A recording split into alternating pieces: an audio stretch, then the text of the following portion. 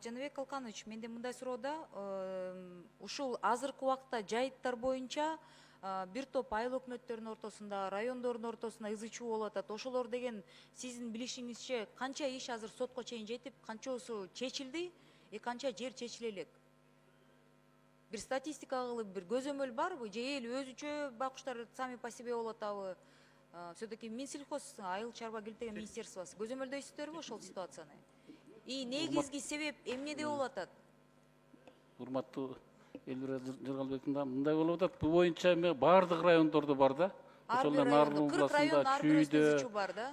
Ушул Ош областында бул боюнча өкмөттө да бир нече жолу эме болгон, тиги сүйлөшүүлөр жүргөн. Анткени жерде баягы ССРдин убагында колхоз совхоздордо убактылуу долгосрочный пользованиеге берилип калып, арендага да, убактылуу пайдаланууга да пайдаланууга берилип, анан ошо бойдон чечилбей, анан бүгүнкү күндө ошо өкмөттө дагы ушул иштер боюнча биз дагы сунуштарыбызды бергенбиз. Баардыгын чоң комплексно карайлы деп атат да. Жанагы малдын башына, андан сырткары жайыттын тиги инвентаризация жүрүп атпайбы? Ошондо урожайнысын категорияларын тактап туруп, анан кийин иш алып баралы деп атат. Бул боюнча көп иштер жүрүп атат. Мен эмнеге мындай суроо берип атам?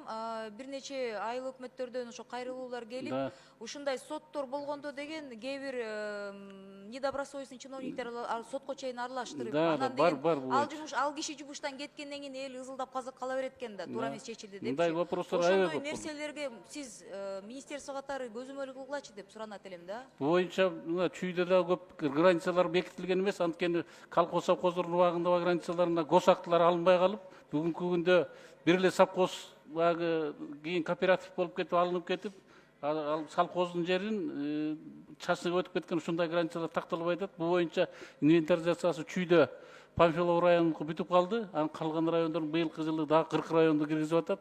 Биз болсо ошол техник инспекцияда бирге иш алып барып атабыз. Ортодо эки айыл бири-бирин жек көргөнгө чейин барып атышат, билесиздер да? Бар бул боюнча. Анан экинчи, менин түшүнүмчө, бул мыйзам деген, если полезный ископаемый табылса, кийин рекультивацияга, анан ошактагы табылгандан кийин мындай, как бы, чтобы все это вот в конце укомплектовать, для этого вы приносите этот, пришел этот законопроект, да?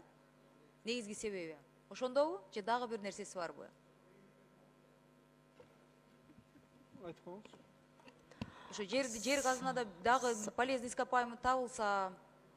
Саламатсыздарбы, урматтуу депутаттар. Бул мыйзам долбоору жанагы жер кодексинде 28-беренесинде 95 мыйзам менен пастбища передаются под использование недропользования без перевода, без трансформации деп келген да.